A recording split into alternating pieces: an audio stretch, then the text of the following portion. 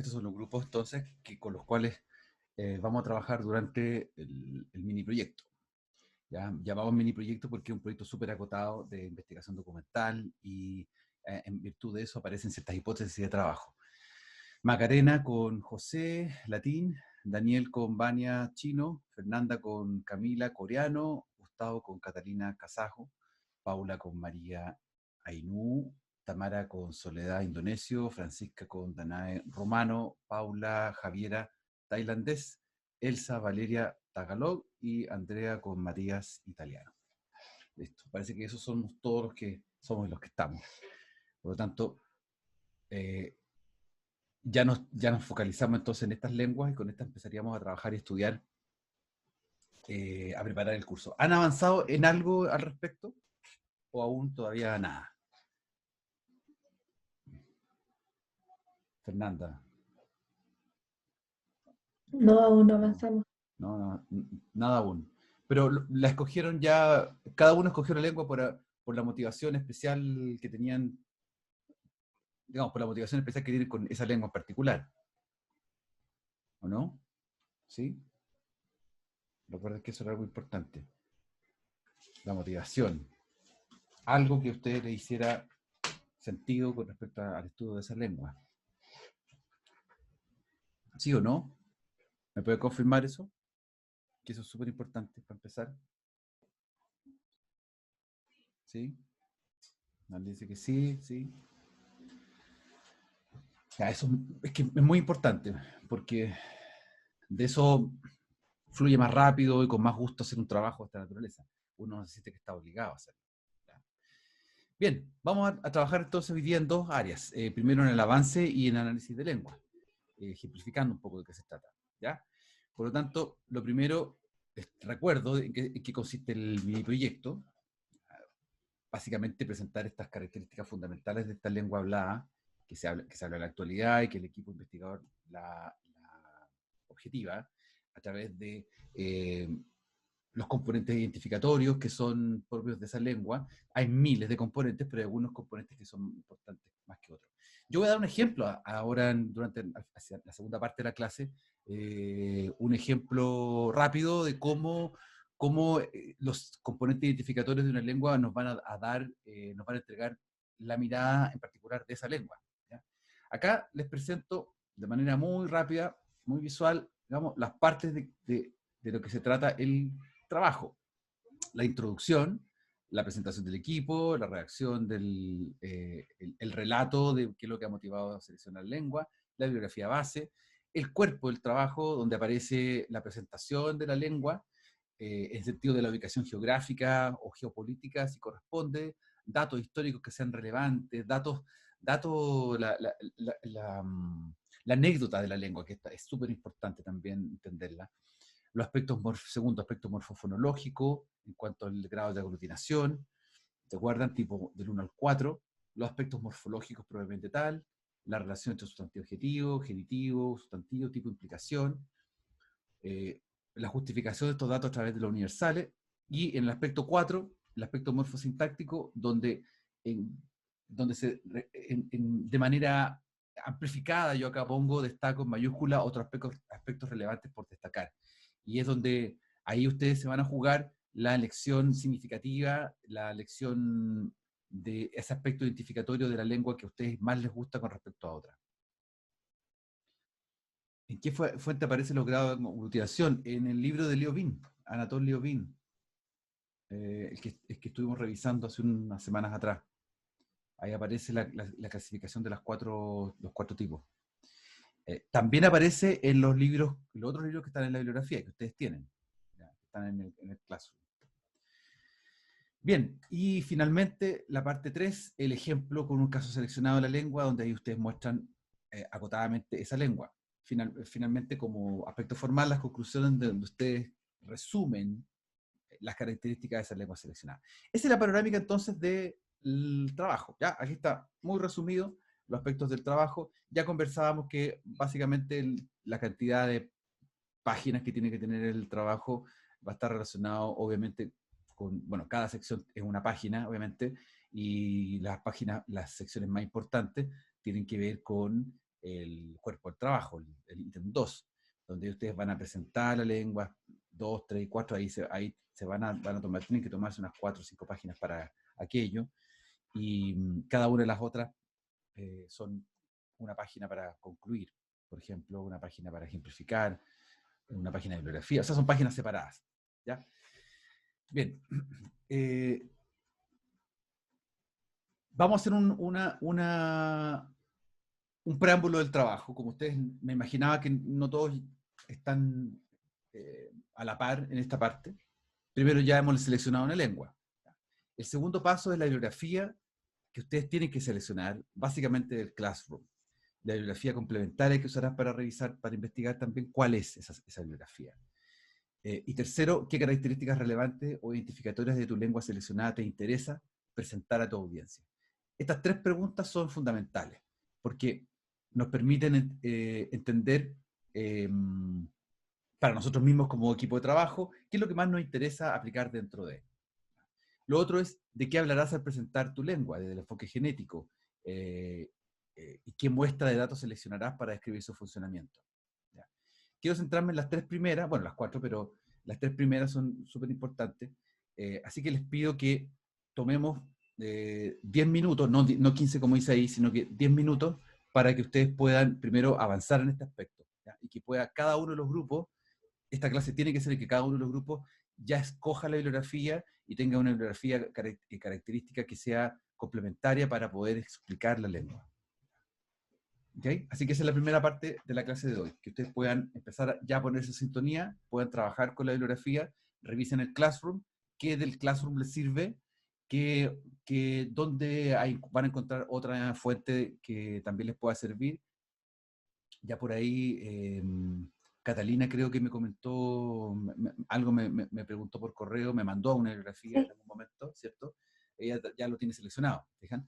Entonces me gustaría ver o saber qué está pasando con los otros grupos. ¿Ya? Vamos a tomarnos hasta las 10:20.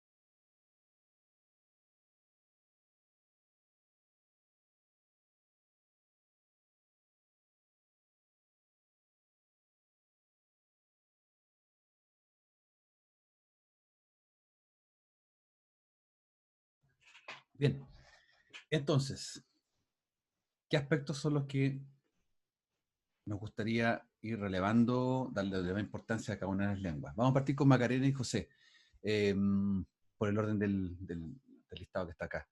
Macarena y José, ustedes van a estudiar latín. ¿Qué bibliografía les sirve? ¿Tienen algo complementario? ¿Qué les gustaría mostrar?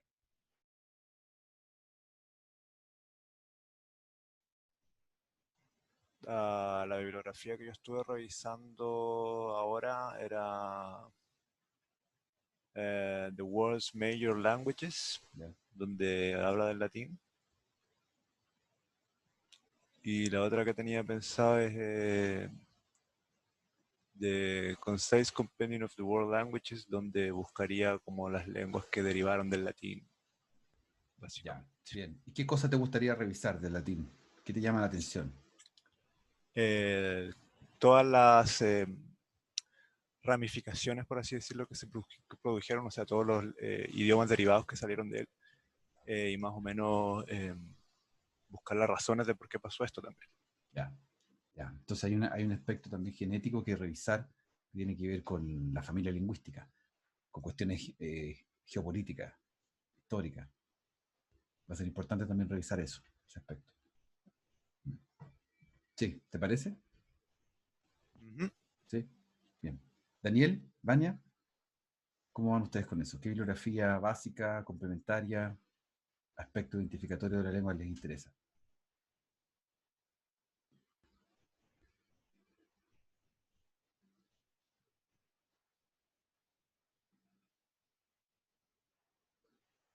Daniel, Vania,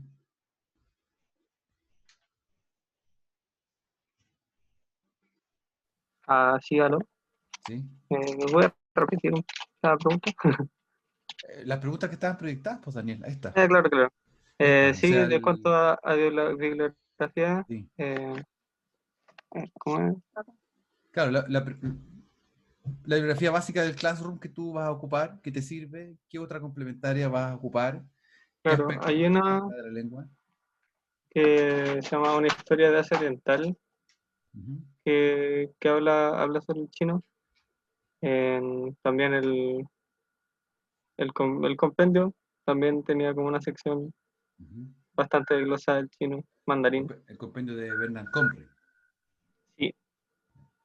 Eh, y una guía como de gramática del chino mandarín también nos podría servir. Ya, ¿y qué aspecto del chino te Y interesa?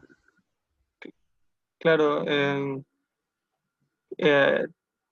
bueno, la tonalidad es como lo más característico, Ya, que es claro.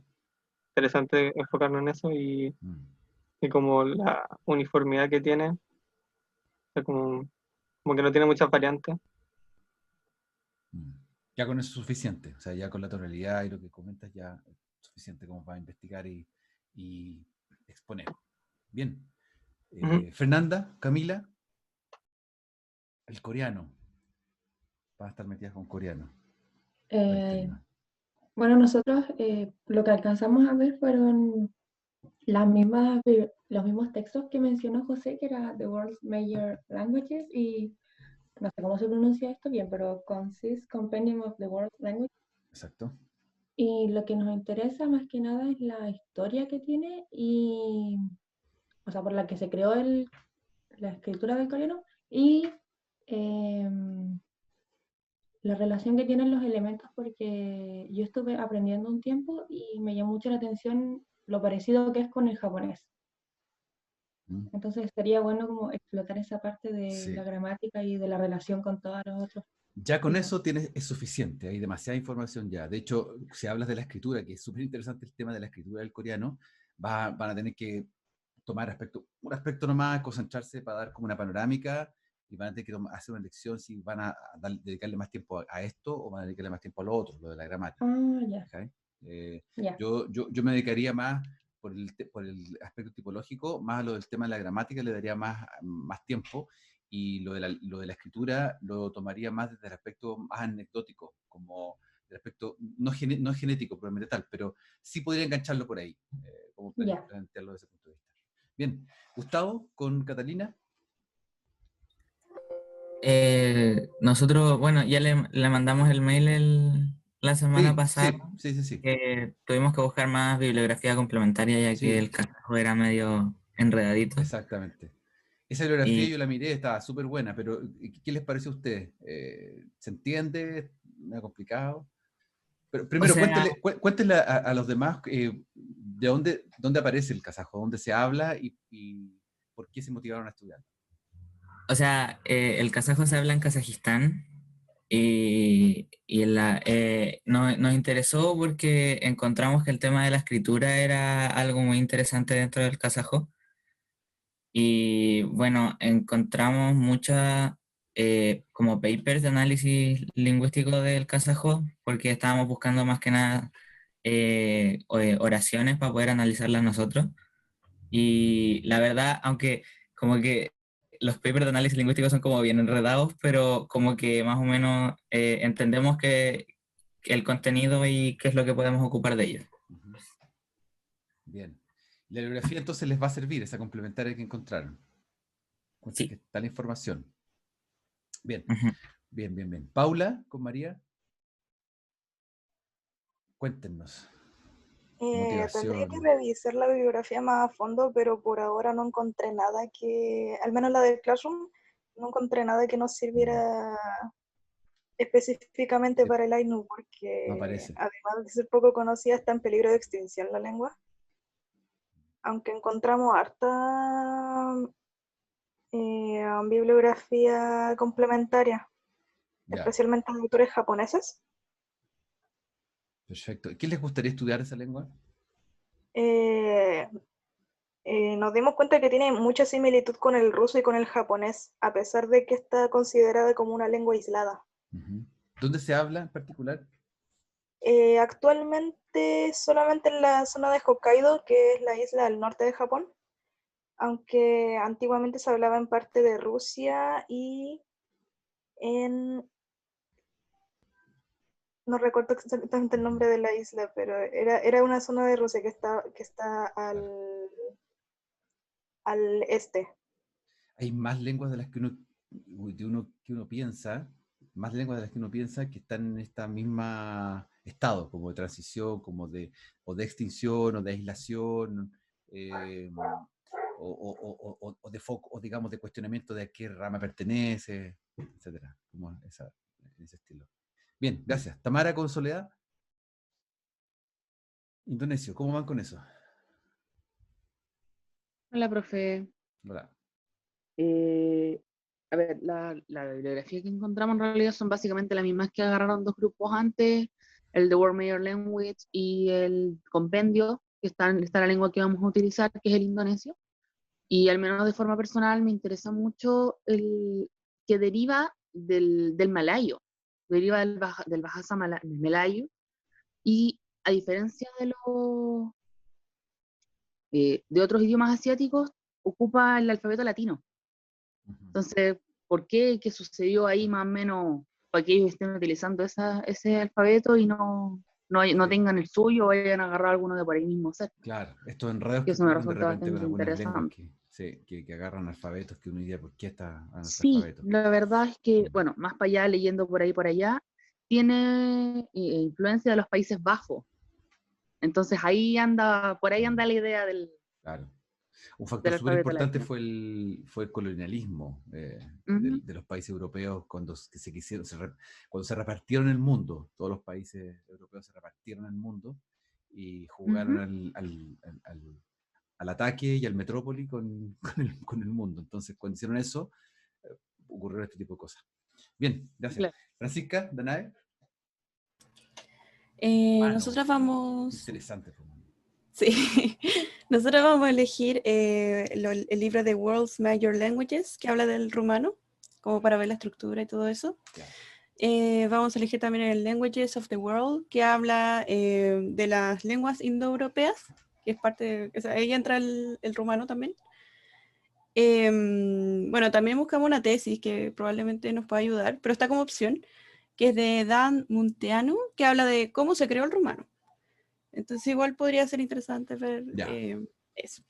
Claro, está la anécdota sobre el rumano y después hay que meterse en algún tema particular. Claro. Bien, Paula, Javiera, ¿cómo están ustedes con el tailandés?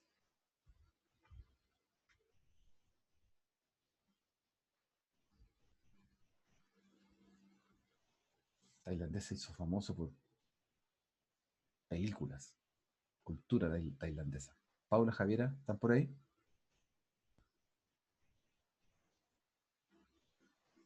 No están. Elsa, Valeria, Tagalog. ¿Dónde se habla el Tagalog? Profe, ¿Sí? es que la Elsa no se conectó ahora, entonces tampoco habíamos hablado antes como más allá de qué bibliografía vamos a ocupar y en qué nos íbamos a centrar, entonces ahora no le podía responder. Ya. Entonces tú no has empezado nada. ¿Y ahora no pudiste mirar la bibliografía en estos minutos? O Classroom, sea, ¿viste vi algo? las mismas que mencionaron los compañeros, esas, el compendio y el otro de Ujú. Mayor, esos, ahí incluía el Tagalog, así que probablemente ocupemos esas dos al menos. Ya, o sea, básicamente todos están partiendo con los libros, con esos dos libros que son compendios donde aparecen sinopsis de las lenguas. Ya, o sea, está bien, es un buen material para partir, para empezar. Andrea, Matías, italiano, si fueron algo más cercano. Sí, es que en un principio queríamos trabajar con el filipino y buscamos la bibliografía y la verdad es que encontramos poco y nada. Así que como vimos que el italiano era una lengua que varios grupos habíamos seleccionado, pero al final nadie Sí. había colocado, decidimos irnos por eso. Y ahí, claro, encontramos mucha más bibliografía, al menos la que está en el Classroom.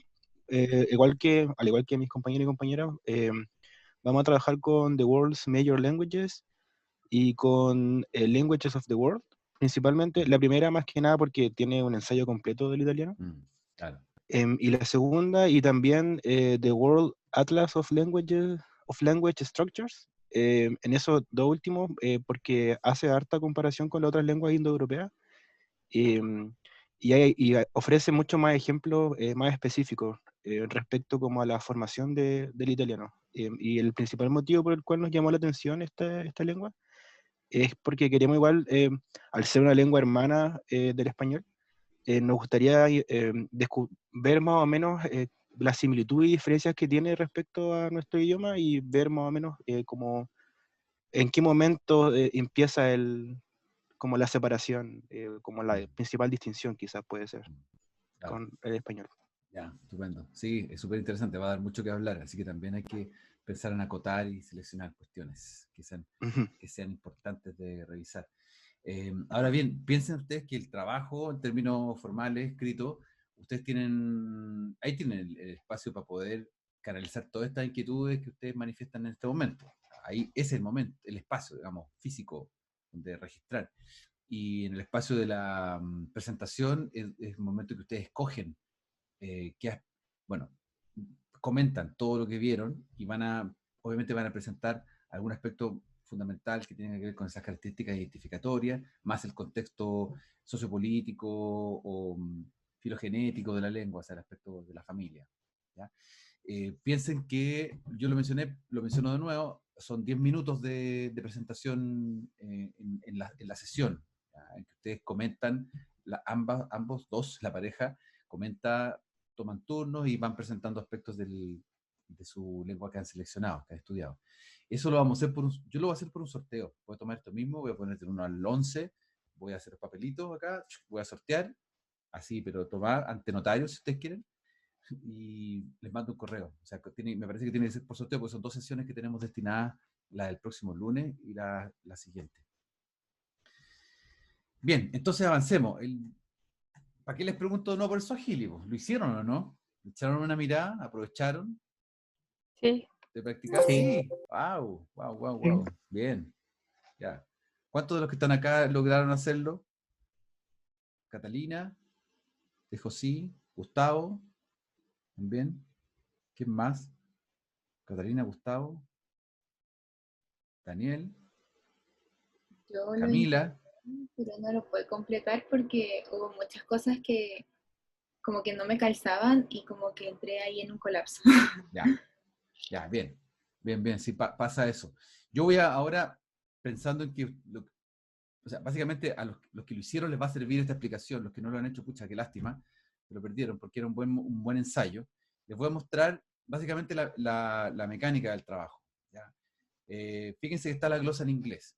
Esto es una forma de trabajar cuando uno tiene glosas, que sirve bastante. Primero, identificar aquellos aspectos del verbo, o sea, aquellos aspectos que son significativos.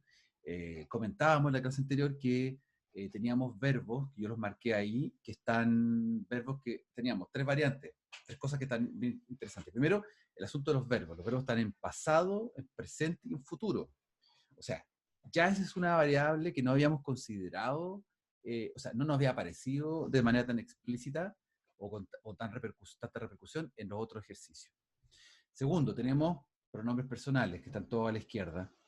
Y tenemos otro aspecto, que es el hecho de que, si ustedes se fijan, por ejemplo, en la número 1, basta con que se fijen en la número 1 y la número 2, tenemos que he, she, wrote, you, distinta a la segunda, I know you, que es un you plural y un you singular. Por lo tanto, además estamos jugando con objetos directos que son objetos pronominales. Por lo tanto, tenemos 3 elementos en juego.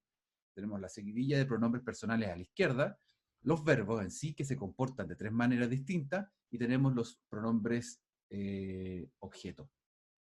¿Se fijan? Ahí yo les dejo en la presentación las 2 primeras observaciones.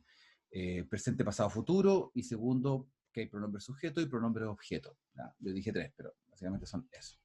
Por lo tanto, si ustedes empiezan a analizar, yo acá les pongo la separación, digamos, la distinción de cada uno de los componentes. ¿Ya? Se fijan, de la 1 a la 4, nos encontramos con que en la 1, dica, tiene que ver con el verbo escribir, wrote.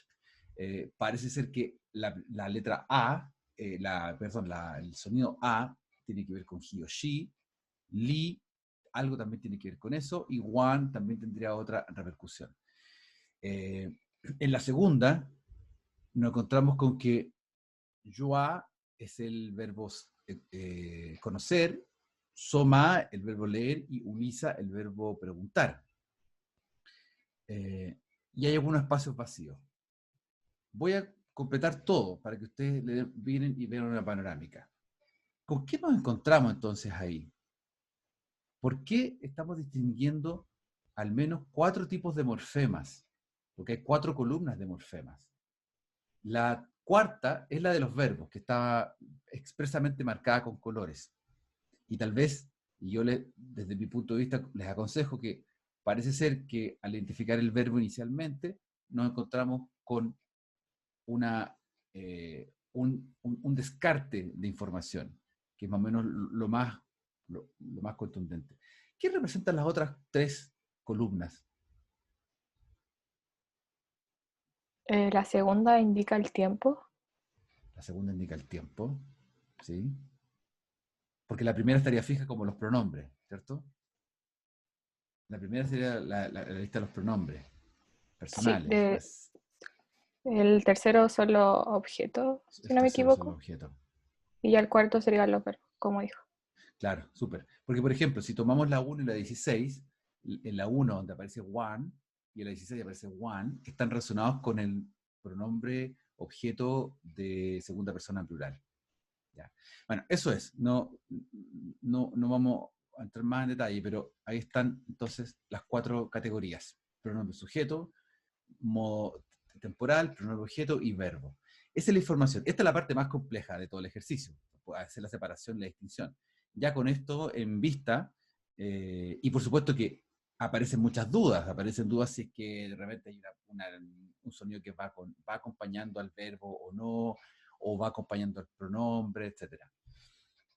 Pero se nos muestra cómo esta lengua distingue componentes explícitamente. ¿Qué tipo de lengua sería esta entonces, desde este punto de vista?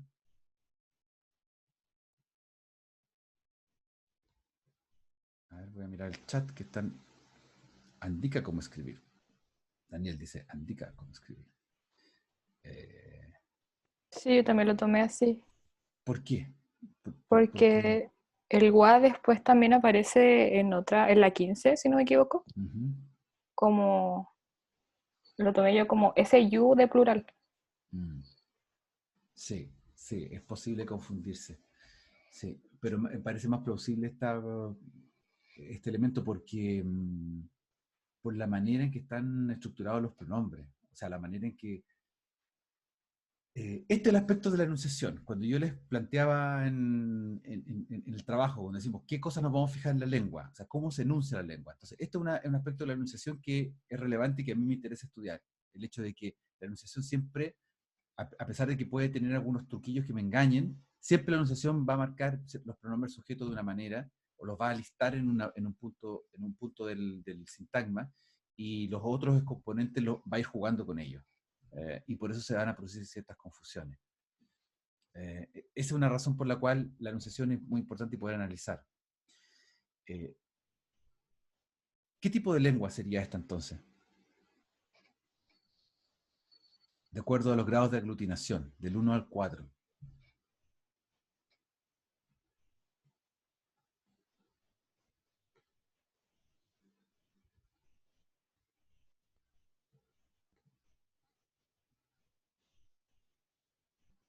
¿No se acuerdan? De hecho, el ejercicio, miren, el ejercicio está planteado como ¿dónde están los sujetos? ¿Dónde están los objetos? ¿Dónde están las nociones temporales? ¿Ya? Cuéntenme, ¿qué tipo de lengua es? ¿Analítica, flexiva, sintética, aglutinante o polisintética?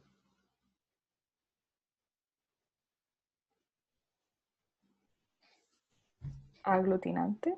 Aglutinante. Sí, Catalina, ¿por qué te tinca que es eso? No lo sé, es que lo estoy comparando con otras lenguas que estábamos viendo.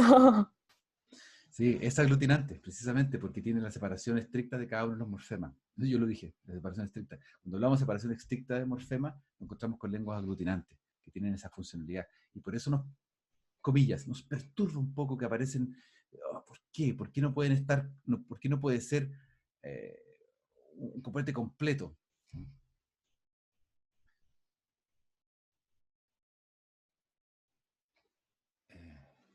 Choca, apoyo. Profe, es que mis compañeros seguimos perturbados por el...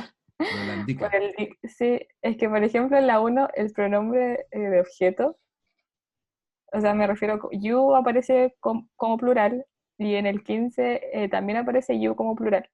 Entonces, ¿por qué cambia en ese sentido?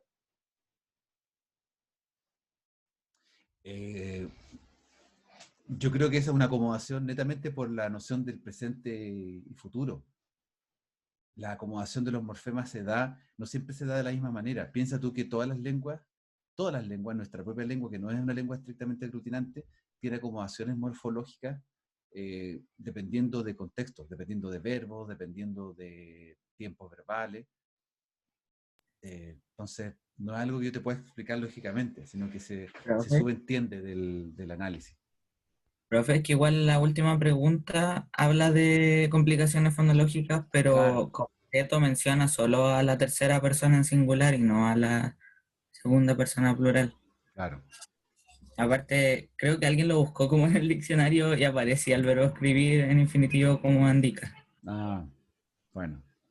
Bueno, puede ser esa variante, sí, está bien. Quiero avanzar. Les voy a dar un ejemplo, quiero mostrarles un ejemplo referido al finlandés, para que vean, para que se inspiren también cómo poder enfocar una lengua. O sea, ya estamos trabajando en eso. Si a mí me interesara estudiar el finlandés y quisiera retratarlo y buscarlo, ¿dónde está? Tengo la anécdota de dónde está el finlandés, de qué es lo que pasa, cuáles son los países con los que está, cuál es un poco la historia del finlandés, lo podría buscar. Y voy a buscar primero hacer una clasificación genética de las coordenadas, ¿cierto? Eso voy a ubicarlo primero como una lengua que es fino-úrica, que está dentro de una rama específica, está cercana, emparentada a otras lenguas. Las coordenadas, cuántos son los hablantes que actualmente la usan como lengua materna, quiénes la usan también como lengua complementaria, etcétera. La fonología y la escritura también algo importante. Cuando ustedes mencionaban sobre, en algunos casos, estudiar una lengua por la escritura, bueno, este es el momento de declarar cómo se comportan de de la escritura, o comprobar también de qué se trata la lengua desde el punto de vista fonológico. Entonces yo tengo un cuadro, ese cuadro explico que hay ciertas características fonológicas que son muy particulares de esta lengua. Ya comienzo a hacer la clasificación de la lengua. Ya no voy a entrar en detalle porque no les voy a hacer la presentación de la lengua, sino que les quiero mostrar la panorámica de cómo yo la enfocaría, cómo la estudiaría, qué información iría poniendo en relieve. ¿Bien? Luego buscaría algún material que me permitiera entender rápidamente de qué se trata la lengua para poder acomodar el aspecto bibliográfico con las nociones que yo voy a entender de la lengua. Entonces busco un video, por ejemplo, que me entregue alguna caracterización. Este es un video, como yo les comentaba en otra clase anterior, de gente que son aficionados a hacer video y estudios. En algunos casos nos vamos a encontrar con estudios mucho más precisos y otros no. Hello, En este caso, everyone. Welcome to the LangFocus channel, and my name is Paul. Today I'm going to talk about the Finnish language.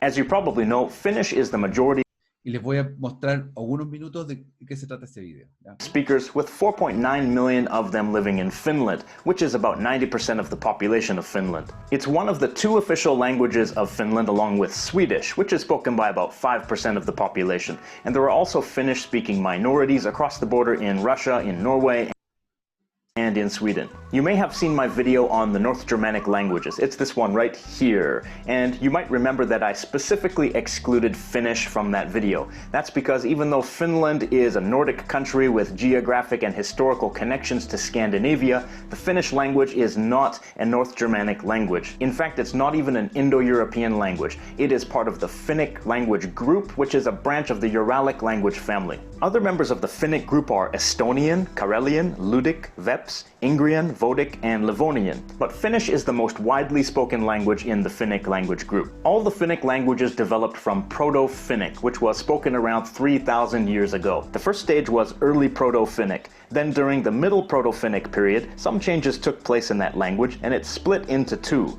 Proto-Samic, the ancestor of the Samic languages, and Late Proto-Finnic, which ultimately became the most recent ancestor of all the Finnic languages. It's worth noting that Finnish contains a significant number of Germanic loanwords, some of them which are clearly ancient in origin. For example, kuningas, which means king, tuoli, which means chair, and it comes from the same root as stool, and koulu, which means school.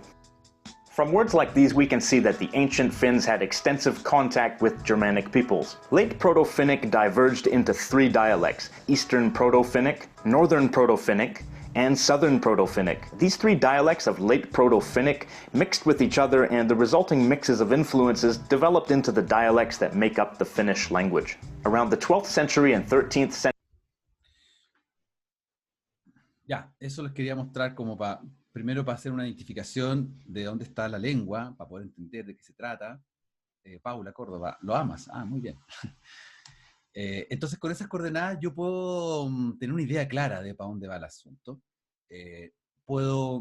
Me interesa mucho lo que conversó este youtuber o la información que tuve y presento las coordenadas dialécticas de la lengua. Entonces me doy cuenta que más allá de un finlandés estándar, existen varios finlandeses y también puedo declarar cuál es el finlandés que voy a estudiar, cuál es el que más me gusta, cuál es el que pretendo, si es el finlandés tradicional que se habla estrictamente en la capital o es algún otro tipo de finlandés. Hay otras lenguas como el kareliano, que es una lengua que está al lado y se dice que es una lengua que tiene mucha influencia del finlandés y del ruso. Lo mismo que pasaba con el ainu, como comentaban ustedes hace unos minutos atrás. Pues bien, esos registros de habla a mí me permiten entonces generar una discusión en torno a cuáles son los componentes que me permitirían identificar a la lengua propiamente tal. Entonces yo acá, como aficionado de la lengua que la estoy estudiando, me fijo en que los casos gramaticales o la flexión morfológica es lo más característico de la lengua. O sea, más allá de la diversidad dialectológica que puede existir o de distintos registros, de acuerdo a lo formal, lo no formal, etc., el caso gramatical o la flexión morfológica es algo que está presente en la lengua y que le da una característica muy importante, especialmente porque permiten identificar las funciones gramaticales como sujeto, objeto, atributo, cosa que ocurre también en el Swahili, Y casos también como el locativo, donde hay un significado mucho más potente de cómo agrupar esos elementos semánticamente hablando. ¿Ya? Entonces, logro llegar a una panorámica de los rasgos significativos de la lengua. Hay muchos, pero me fijo en que hay 6 en que se destacan. Esto no da la casualidad. Este youtuber que analiza la lengua ha estudiado de qué se trata la lengua y nos entrega casos que en la mayor parte de la bibliografía nos vamos a encontrar, porque son casos muy identificatorios. ¿Ya? Quiero mostrarles esos casos a través del video, cómo lo explica él dentro del contexto. ¿Ya?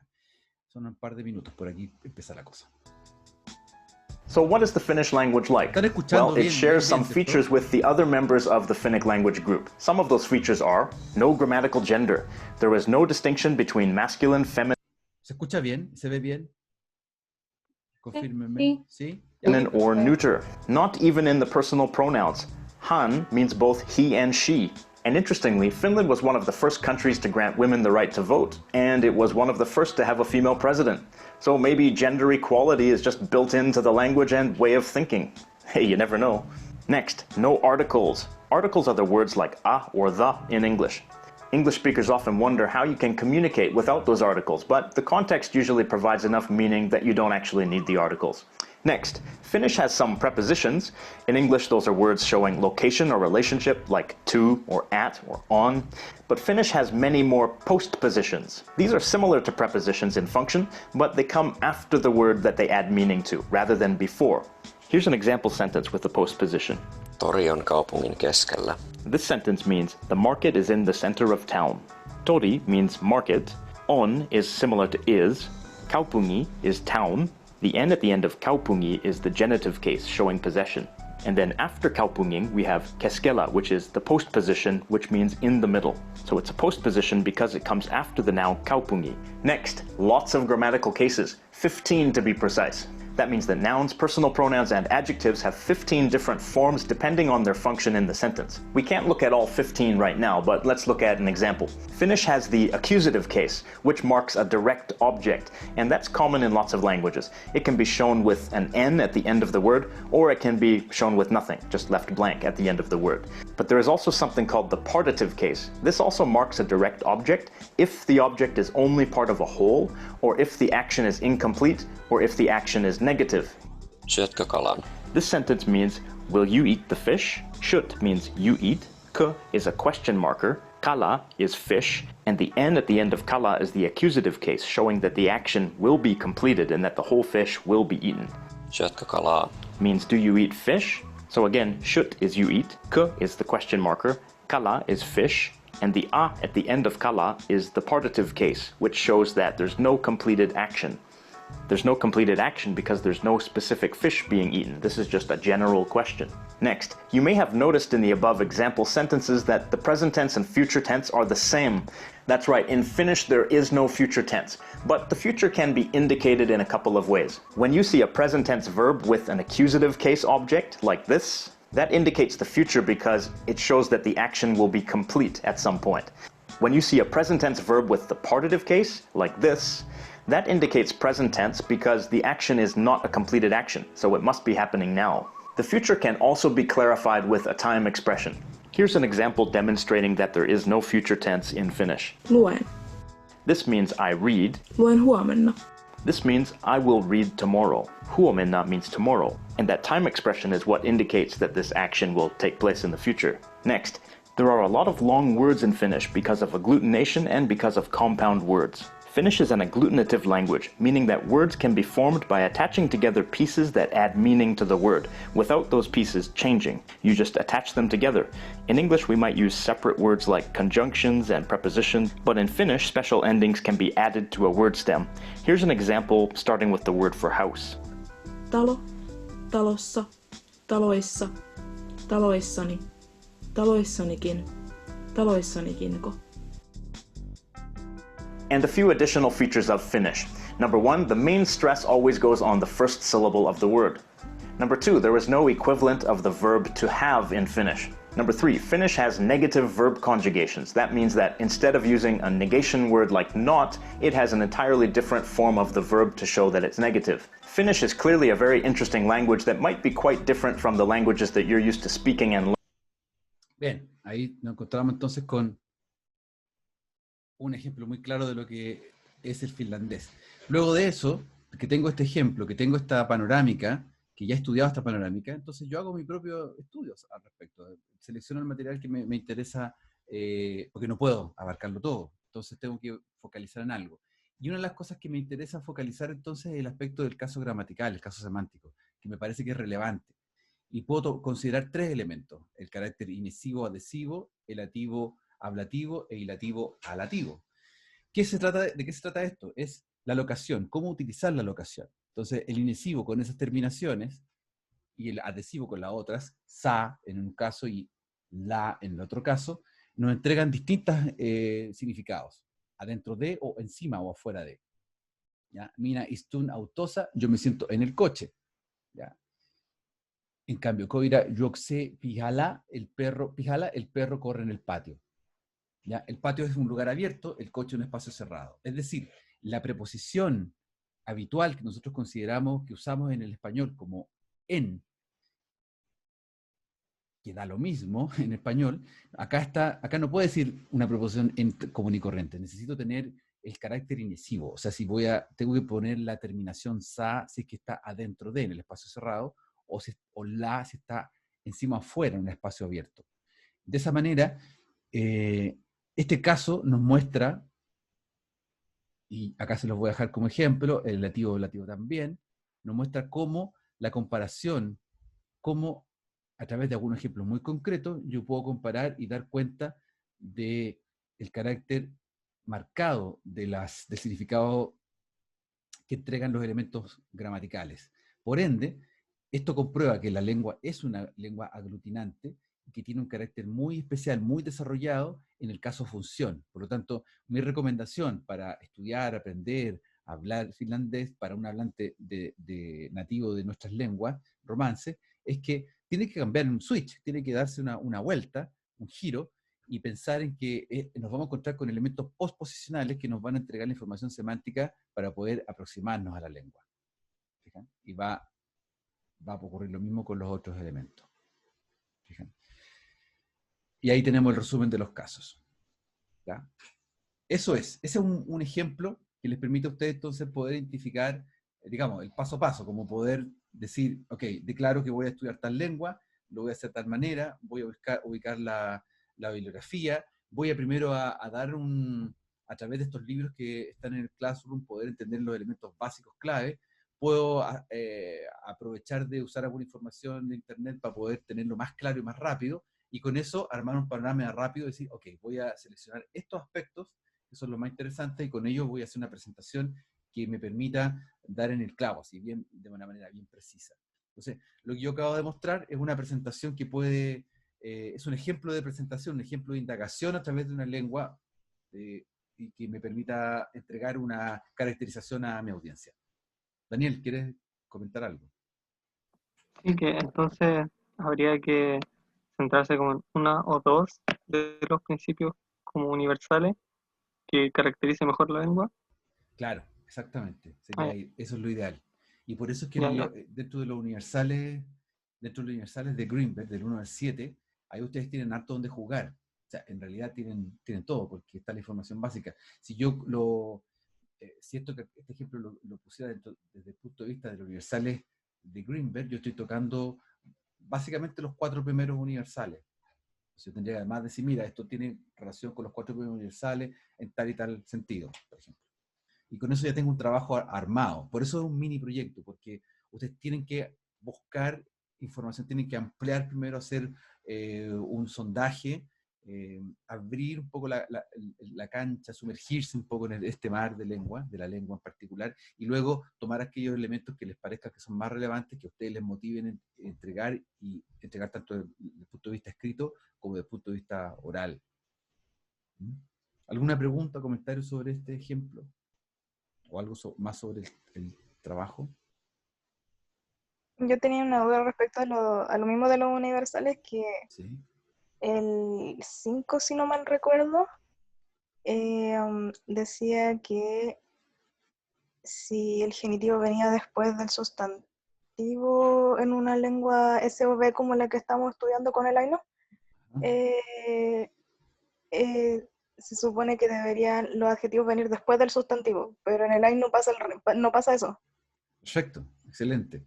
Puedes entonces contrastarlo con aquello. Acuérdate que lo universal lingüístico no es la ley, sino que son tendencias que marcan fueron obtenidas a través de un estudio de frecuencia, de muestreo de la frecuencia en que aparecía tal o cual comportamiento.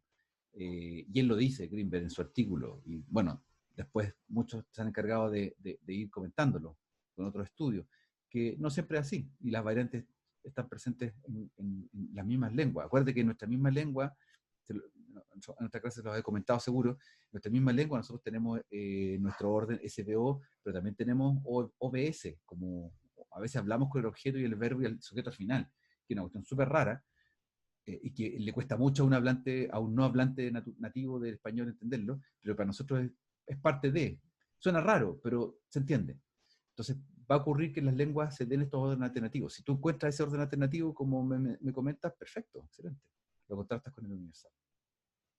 ¿Ya? Ok, gracias. Bueno, en la semana yo les voy a enviar hoy día mismo en la tarde el sorteo para que tengan claro eso, se preparen. Y las reglas de juego son esas, pues, para tener un sorteo para que veamos quién empieza. Pero eso sí, de todas maneras, el próximo lunes 28 es la entrega de todos los trabajos. ¿Ya? Nosotros tendríamos clase el martes. No sé si va a haber clase el jueves 24 de la tarde. No sé si va a haber clase ese día. Es como un día Mandaron un correo y dijeron que no. Claro, sí, es lo más probable. Por eso yo no planifique nada con el 24 como clase en la tarde, porque nadie va a hacer clase en la tarde el 24. No es como un día apropiado. Así que ya nos veríamos el próximo lunes con la presentación, la entrega de todos los trabajos y la presentación en la misma clase. Cualquier duda, pregunta por favor al correo, ningún problema. Me preguntan en cualquier momento. Si tienen alguna duda el 25, el 26, me preguntan. ¿No? Por correo, no tengo ningún problema. Estoy ahí al tanto. ¿Ya? Sí, por el 31 tampoco hay clase, sí, lo sé. Bien, pues que tengan buena semana. Chao. Chao.